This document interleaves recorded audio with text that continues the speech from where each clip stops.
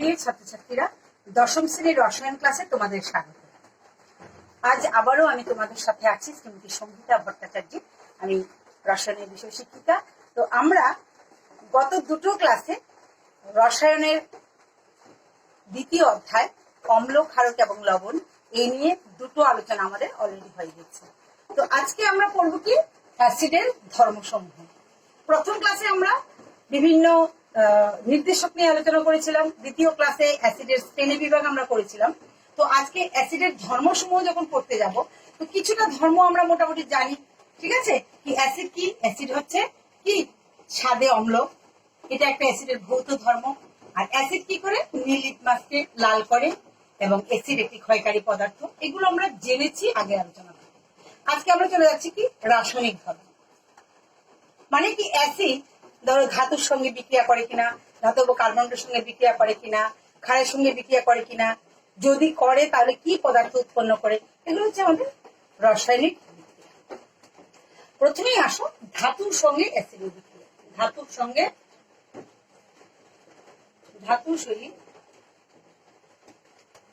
অ্যাসিডের বিক্রিয়া।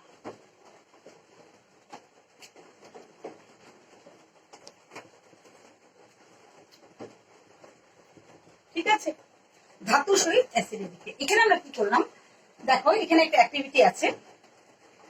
এখানে কি আছে আরেকটা কথা বলিনি, যে অ্যাসিড সম্বন্ধে আলোচনা করতে গেলে অনেক আলোচনা করা যায়। শুধু অ্যাসিড নিয়ে আমি 4-5 দিন কাটিয়ে দিতে পারি। তো তোমরা যারা দশম শ্রেণীতে পড়ছো, তোমাদের টেক্সট বুকটা আছে। টেক্সট বুকের মধ্যে যে পার্ট গুলো আছে, যা যা দেওয়া আছে, বিভিন্ন অ্যাক্টিভিটি গুলো আছে, তো সে অনুযায়ী কিন্তু আমাদের আলোচনাটা অগ্রসর হবে। এবং আমি আজকের পরেই তোমাদেরকে প্রশ্নগুলো দিয়ে দেবো, যে কি কি প্রশ্ন তোমাদের করতে হবে। ঠিক আছে, কি ধরনের প্রশ্ন আসতে পারে সেই অনুযায়ী আমি তোমাদের কিছু প্রশ্ন দিয়ে দেবো। আজকে তোমরা আলোচনাটা শুনে যাও। এখন আমরা করবো কি ধাতুর সঙ্গে অ্যাসিডের বিক্রিয়া। এখানে একটা অ্যাক্টিভিটি দেখো, এখানে কি আছে, একটা কনিক্যাল ফ্লাস্ক আছে। এটার মধ্যে কি আছে, এটা একটা ইয়েতে রাখা আছে, এখানে যদিও আচ্ছা, এই যে কনিক্যাল ফ্লাস্কটা আছে, এটার মধ্যে আমরা কি নিয়েছি? ধাতু নিয়েছি। কি নিয়েছি? জিঙ্ক। আর এইদিকে আমি ফাইনালি কি ঢালছি? এখানে লঘু সালফিউরিক অ্যাসিড। লঘু মানে গত ক্লাসে আলোচনায় তোমরা জেনেছো, লঘু মানে কি? যেটার মধ্যে জল বেশি আছে, বেশি পরিমাণে জল আছে, লঘু সালফিউরিক অ্যাসিড। এটা দিয়ে আমি এখানে ঢালছি। তো তখন কি হবে? ধাতুর সঙ্গে অ্যাসিডের একটা বিক্রিয়া হবে। তো বিক্রিয়ার পরে একটা গ্যাস উৎপন্ন হবে। ঠিক আছে, এদিকে দেখো, এই গ্যাসটা এদিকে বেরিয়ে, এদিকে নির্গমন নল আছে, নির্গমন নল দিয়ে বেরিয়ে এখানে কি আছে? সাবানের ফেনা রাখা আছে। ঠিক আছে, এইটা আমি এখানেও একটা আছে আঁকা, যেহেতু আঁকতে সময় লেগে যায় তাহলে এখানে করা আছে। দেখো, এখানে কনিক্যাল ফ্লাস্কের মধ্যে অ্যাসিড, এখানে জিঙ্কের টুকরো, মানে জিঙ্কের ছিবড়া আছে, জিঙ্ক চূর্ণ। এটার মধ্যে আমি সালফিউরিক অ্যাসিড ঢালছি এই দিক দিয়ে। ঠিক আছে, সালফিউরিক অ্যাসিড ঢালছি। এই সালফিউরিক অ্যাসিডটা কি হচ্ছে? এইদিকে, এরপর কি হচ্ছে? হাইড্রোজেন গ্যাস তৈরি হয়, হাইড্রোজেন গ্যাসটা এদিকে আসছে। ঠিক আছে, আচ্ছা মনে করুন কি গ্যাস হচ্ছে আমি জানি না, যে গ্যাসটা এদিকে তৈরি হয়ে আসছে, এখানে একটা সাবান জল আছে, টিউবটা এদিকে আছে, এরপর গ্যাসটা এদিকে উঠছে, এখানে একটা কি আছে? মোমবাতি, জ্বলন্ত মোমবাতি আমি ধরেছি। ঠিক আছে, দেখা গেল কি পপ সাউন্ড করে এখানে এই যে গ্যাসটা আছে সেটা দহন হচ্ছে, সেটা কি হচ্ছে? কম্বাসন হচ্ছে। তো আমরা জানি কি, যে হাইড্রোজেন গ্যাস কি হয়, যখন আমি জ্বলন্ত মোমবাতি তুমি ধরলে হাইড্রোজেন গ্যাসটা পপ সাউন্ড করে হাইড্রোজেন গ্যাসটা কম্বাসন হয়। ঠিক আছে, এখানে অ্যাসিডের সঙ্গে ধাতুর বিক্রিয়ায় কি হয়? ধাতব লবণ এবং হাইড্রোজেন গ্যাস তৈরি হয়। বিক্রিয়াটা দেখো, এখানে জিঙ্ক আছে, জিঙ্ক প্লাস H2SO4। জিঙ্কটা কিন্তু সলিড। ঠিক আছে, এটা কঠিন পদার্থ, জিঙ্ক এটা সলিড। কি হচ্ছে? আর এই সালফিউরিক অ্যাসিড হচ্ছে aqueous, H2SO4, zinc sulphate plus hydrogen. এখানে এই যে জিঙ্কটা কি করছে? অ্যাসিডের হাইড্রোজেনটাকে রিপ্লেস করছে, জিঙ্কটা সালফেটের সঙ্গে যুক্ত হয়ে ধাতব লবণ জিঙ্ক সালফেট তৈরি করছে, আর এদিকে হাইড্রোজেন গ্যাসটা বেরিয়ে যাচ্ছে। এই যে হাইড্রোজেন গ্যাস বিক্রিয়ার পর হাইড্রোজেন গ্যাসটা এদিকে বেরিয়ে যাচ্ছে, এখানে সাবান জল করা আছে, সাবান জলের মধ্যে দিয়ে এখানে যে সাবানে এখানে বুদবুদ গুলো আসছে না গ্যাসের, এটা উপরে উঠছে, তখন এখানে একটা আমি কি একটা ক্যান্ডেল, মোমবাতি, জ্বলন্ত মোমবাতি, এখানে পপ সাউন্ড হয়ে কি হবে? গ্যাসটা দহন হবে। আর এইভাবে না করে আরেকটা কি করা যায়, আমরা জানি কি হাইড্রোজেন গ্যাস কি হয়, নীল শিখায় জ্বলে। যেদিকে গ্যাসটা বেরোচ্ছে সেখানে যদি মোমবাতিটা ধরা হয় তাহলে মোমবাতিটা নিভে যাবে, কিন্তু গ্যাসটা কি হবে, নীল শিখায় জ্বলবে। আমরা জানি কি যে কার্বন ডাই অক্সাইড গ্যাস কি করে, আগুন নেভাতে সাহায্য করে, আর অক্সিজেন কি করে, জ্বলতে সাহায্য করে, আর হাইড্রোজেন গ্যাস নিজে নীল শিখায় জ্বলে। তো নীল শিখায় যখন জ্বলবে, যদি এখানে একটিভিটি দেখানো নেই যে নীল শিখায় জ্বলছে, এখানে হচ্ছে অপসাউন্ড দিয়ে আমরা দেখাচ্ছি, তাহলে এটা কি হচ্ছে, আমরা এখানে পাচ্ছি যে ধাতুর সঙ্গে অ্যাসিডের বিক্রিয়ায় লবণ এবং জল তৈরি হয়। এখানে যদি আমি সালফিউরিক অ্যাসিডের জায়গায় যদি হাইড্রোক্লোরিক অ্যাসিড নিই, ঠিক আছে, তাহলে কি হবে, একইভাবে একই রকম। এখানে সালফিউরিক অ্যাসিড জায়গায় আমি হাইড্রোক্লোরিক অ্যাসিড দিলাম, তাহলে কি হবে, জিঙ্ক ক্লোরাইড প্লাস হাইড্রোজেন। এবার এখানে সালফিউরিক অ্যাসিড হাইড্রোক্লোরিক অ্যাসিড না নিয়ে আমি দিলাম কি অ্যাসিটিক অ্যাসিড, ঠিক আছে। অ্যাসিটিক অ্যাসিডটা কি অ্যাসিড বলতো, অ্যাসিটিক অ্যাসিড কি অ্যাসিড বলতো, এটা উইক অ্যাসিড, ঠিক আছে, মৃদু অ্যাসিড। মৃদু অ্যাসিডটা কি হবে, এখানে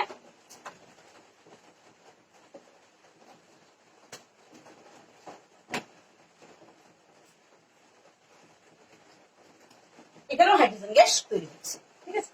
তাহলে আমি বলতে পারি যে অ্যাসিডের সঙ্গে ধাতু বিক্রিয়ায় হাইড্রোজেন গ্যাস তৈরি হয়।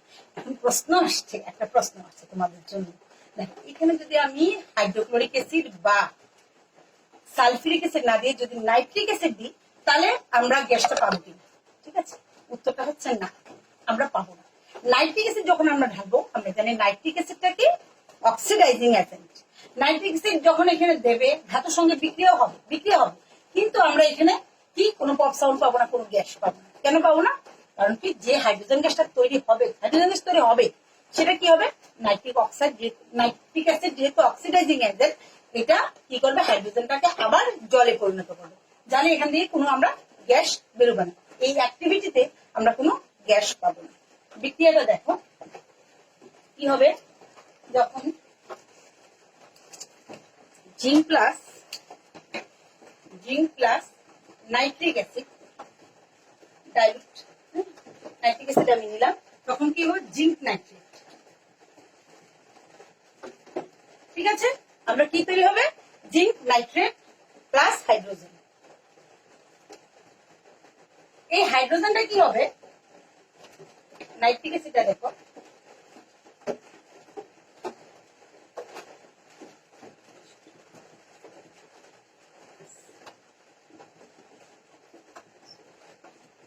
এই অক্সিজেনটা H2 প্লাস O H2, দেখো এই যে হাইড্রোজেনটা তৈরি হচ্ছে, হাইড্রোজেনটা তৈরি হয় কিন্তু কোথায় গেল, আচ্ছা, এই হাইড্রোজেনটা এটার সঙ্গে যুক্ত হয়ে অক্সিডাইজিং এ, তো এই অক্সিজেনটা কি করছে, এটাকে জলে পরিণত করছে, তাহলে আমরা হাইড্রোজেন গ্যাস সেখানে পাচ্ছি না। আরেকটা কথা আছে যে ম্যাঙ্গানিজ এবং ম্যাগনেসিয়াম এই দুটো ধাতু লঘু এবং শীতল নাইট্রিক অ্যাসিডের সঙ্গে বিক্রিয়া করে হাইড্রোজেন গ্যাস তৈরি করে। এই ব্যাপারটা তোমরা ধাতু এবং অধাতু ওই অধ্যায়ে আরেকটু বিশদভাবে আমি বলে দেবো, ঠিক আছে। আজকে এই অবধি থাক যে অ্যাসিড ধাতুর সঙ্গে বিক্রিয়া করে কি হাইড্রোজেন গ্যাস।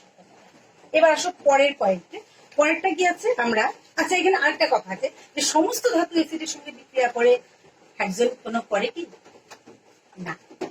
আমরা জানি ধাতুর একটা তড়িৎ রাসায়নিক শ্রেণী আছে, তোমরা জানো ধাতু, হ্যাঁ, রিঅ্যাক্টিভিটি সিরিজ, ওইখানে দেখা যায় কি ধাতুর রিঅ্যাক্টিভিটি সিরিজে, এখানে লিখে রেখেছিলাম আমি যে ধাতুর রিঅ্যাক্টিভিটি সিরিজে কি আছে, যে ধাতুগুলো যে এখানে দেখো, এখানে potassium, calcium, sodium, magnesium, aluminium, zinc, iron, এগুলো আছে। তো এর মধ্যে হাইড্রোজেনের উপরে যে সমস্ত ধাতুগুলো আছে, এই সমস্ত ধাতু কি করে হাইড্রোজেনকে প্রতিস্থাপিত করতে পারে, আর হাইড্রোজেনের নিচে যারা আছে তারা কিন্তু হাইড্রোজেনকে প্রতিস্থাপন করতে পারে না। বুঝতে পারলে, এই সম্বন্ধে আমরা ধাতু অধাতু এই অধ্যায়টাতে আমরা পুরোটা পড়বো, জাস্ট যেহেতু আমি বলে। এবারে আসো যে ধাতব কার্বনেট এবং ধাতব বাইকার্বনেটের সঙ্গে অ্যাসিডের বিক্রিয়া। প্রথমে আসো ধাতব কার্বনেট এবং বাইকার্বনেট। নাম্বার 2 হচ্ছে ধাতব কার্বনেট ও বাইকার্বনেট।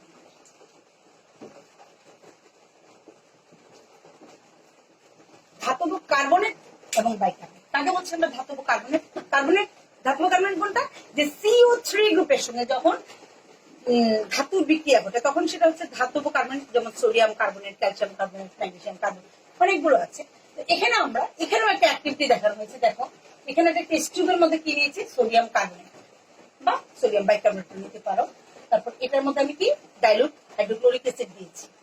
দেখা গেল যে বিক্রিয়ার পরে একটা গ্যাস তৈরি হচ্ছে, এই গ্যাসটা এদিকে নির্গমন নল দিয়ে বেরিয়ে এখানে কি রাখা হচ্ছে? চুনজল। ঠিক আছে, দেখা গেল যে স্বচ্ছ চুনজলটা ঘোলা হয়ে গেল। তোমরা জানো কি যে স্বচ্ছ চুনজল ঘোলা হয় এটা কোন গ্যাসের শনাক্তকরণ পরীক্ষা? জানো কি? সবাই জানো, কার্বন ডাইঅক্সাইড। আমরা জানি কি কার্বন ডাইঅক্সাইড যখন স্বচ্ছ চুনজলের মধ্য দিয়ে চালনা করা হয় তখন কি হয়? স্বচ্ছ চুনজলটা ঘোলা হয়ে যায়। ঠিক আছে, তাহলে এটা আমরা এখানে লিখছি যে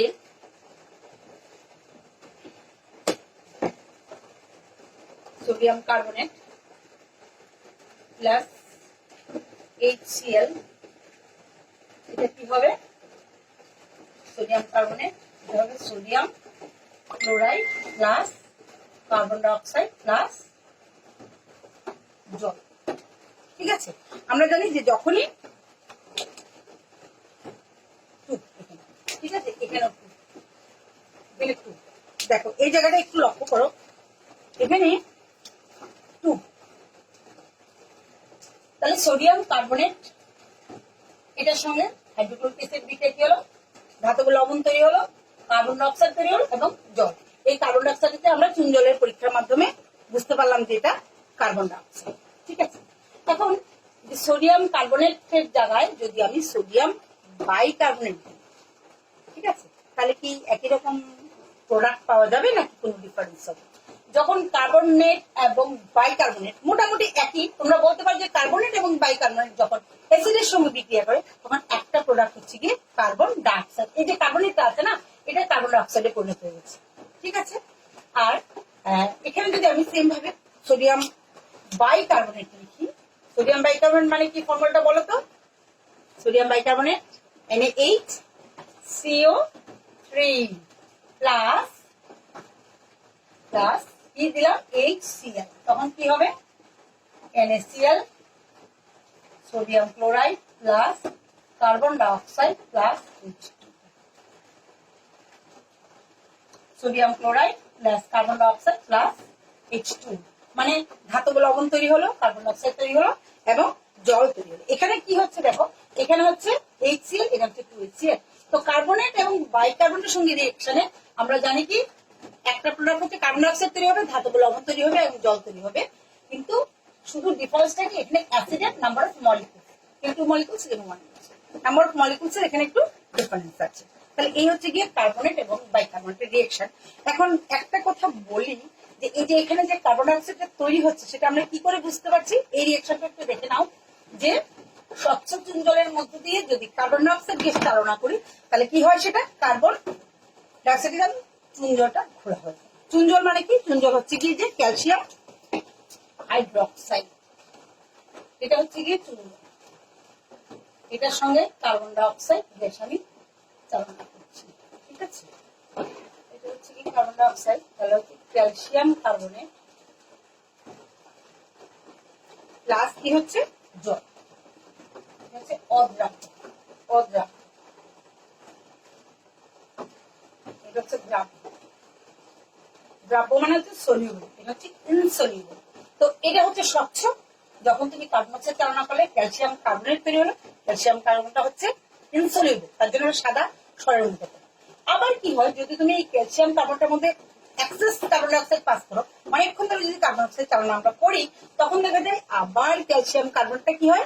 ক্যালসিয়াম বাইকার্বনেট হয়ে যায়। ওইটা হচ্ছে গিয়ে কি আবার দ্রাব্য, মানে আবার সলিউশনটা কি হয়? গোলাটে যে চুনজলটা এটা আবার স্বচ্ছ হয়ে যায়। এটাও তোমরা পড়েছো। দেখো বিক্রিয়াটা কি হয়? ক্যালসিয়াম কি হবে? Calcium carbonate plus CO2 H2O, কি হবে? Calcium bicarbonate. ঠিক আছে, ক্যালসিয়াম বাইকার্বনেট এটা হচ্ছে গিয়ে কি দ্রাব্য বা সলিউবল, এটা হচ্ছে দ্রাব্য। সলিউবল। এই যে ক্যালসিয়াম বাইকার্বনেট এটা হচ্ছে গিয়ে সলিউবল।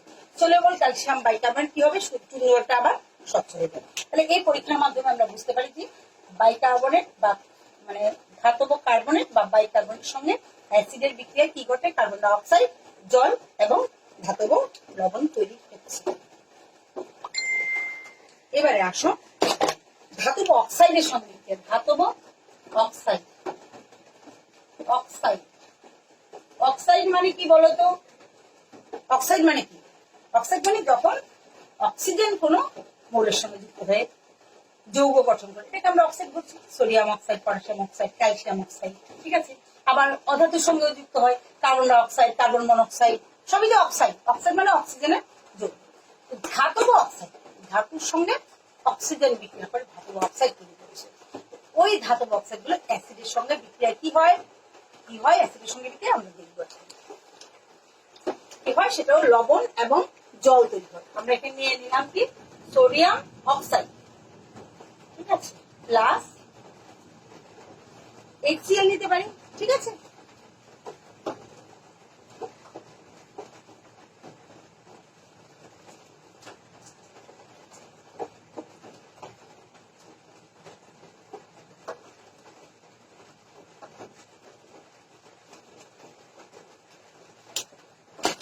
তাহলে ধাতব অক্সাইডের সঙ্গে অ্যাসিডের বিক্রিয়া কি হয়, ধাতব লবণ তৈরি হয় এবং জল তৈরি হয়, ঠিক আছে।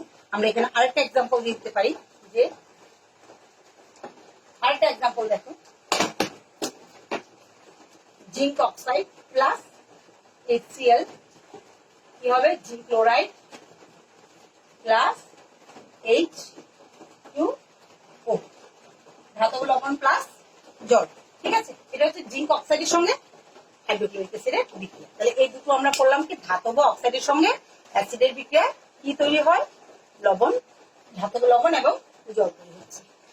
এবারে দেখো পরেটা আসছে আমরা যে তড়িৎ পরিবাহিতা। তড়িৎ পরিবাহিতা, তড়িৎ পরিবাহিতা হচ্ছে যে অ্যাসিডিক যে সলিউশন, হ্যাঁ, অ্যাসিডের যে দ্রবণ, অ্যাসিডের দ্রবণ আমরা জানি কি তড়িৎ পরিবহন করে। কেন তড়িৎ পরিবহন করে, আমরা প্রথম ক্লাসে পড়েছিলাম যে অ্যাসিড মানে হচ্ছে এমন একটা যৌগ যেটা জলীয় দ্রবণে বিয়োজিত হয় কি হয়, হাইড্রোজেন আয়ন উৎপন্ন করে।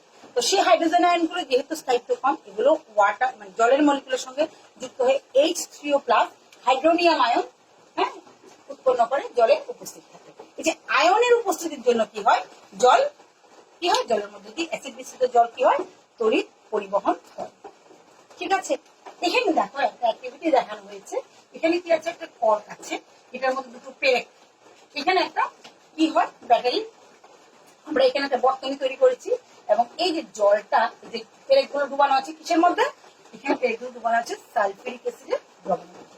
তো সালফিউরিক অ্যাসিড দ্রবণ থেকে কি তৈরি হবে, হাইড্রোনিয়াম আয়ন উৎপন্ন হবে। যেহেতু আয়ন থাকে কি হবে, সেটা তড়িৎ পরিবহন করবে। তড়িৎ পরিবহনের ফলে এখানে যদি আমরা একটা সুইচ দিয়ে একটা বাল্ব দিই, যে বর্তনীর মধ্যে ক্লোজ সার্কিট করি, তারপর সেটাতে যদি আমরা বর্তনী যদি চালু করি, দেখা যাবে কি তড়িৎ পরিবহনের ফলে সেখানে কি হবে, কারেন্ট পাস হওয়ার ফলে লাইটটা জ্বলবে, ঠিক আছে। আচ্ছা, এখানে লাইট দেখানো হয়।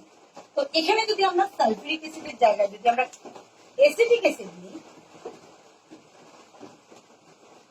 অ্যাসিটিক অ্যাসিড যদি নেওয়া হয়, তাহলে কি তড়িৎ পরিবাহিত হবে, নিশ্চয়ই হবে। অ্যাসিটিক অ্যাসিড যদিও মৃদু অ্যাসিড, তাহলে কি হবে, এটা অ্যাসিটেট আয়ন এবং হাইড্রোজেন আয়ন। এই যে H প্লাস, এটা আবার H3O প্লাস করবে, ঠিক আছে। কিন্তু কি হবে, যেহেতু আয়নের উপস্থিতি কম থাকবে, তার জন্য কি হবে, যে লাইটটা জ্বলবে সেটার মধ্যে কি হবে, একটু মিটমিট করে জ্বলবে, ওই বাল্বটার যে তীব্রতা অতটা থাকবে, ঠিক আছে। তাহলে আমরা বুঝতে পারলাম যে অ্যাসিডের জলীয় দ্রবণ তড়িৎ পরিবহন করে। এবারে আসো ক্ষারের সঙ্গে বিক্রিয়া, ক্ষার বা ক্ষারকের সঙ্গে বিক্রিয়া। ক্ষারকের সহিত অ্যাসিডের বিক্রিয়া,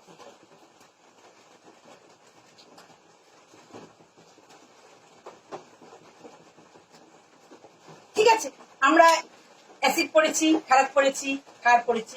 ক্ষার মানে কি, যেগুলো জলীয় দ্রবণে কি হয়, বিয়োজিত হয়ে হাইড্রোক্সিল আয়ন উৎপন্ন করে। আর অ্যাসিড কি উৎপন্ন করে, হাইড্রোজেন আয়ন। তাহলে অ্যাসিড এবং ক্ষার দুটো হচ্ছে কি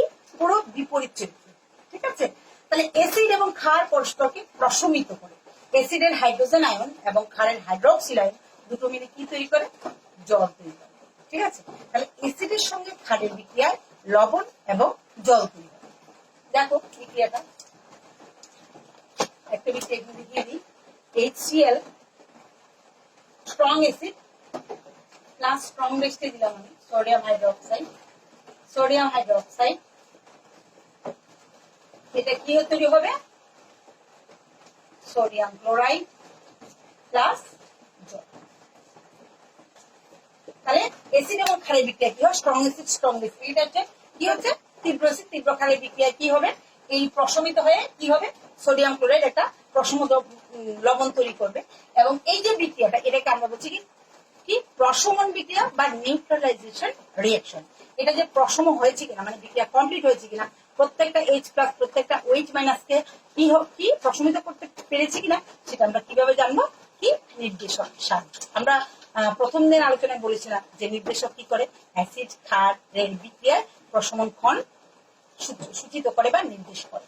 তাহলে এখানে আমরা এই বিক্রিয়া কিন্তু যে কোনো তীব্র অ্যাসিড তীব্র ক্ষারের বিক্রিয়া আমরা যেগুলো আমরা বলেছিলাম নির্দেশক, সেগুলো আমরা যে কোনো একটাই ব্যবহার করতে পারি। সেরকম নির্দিষ্ট নেই যে এটাই ব্যবহার করতে হবে।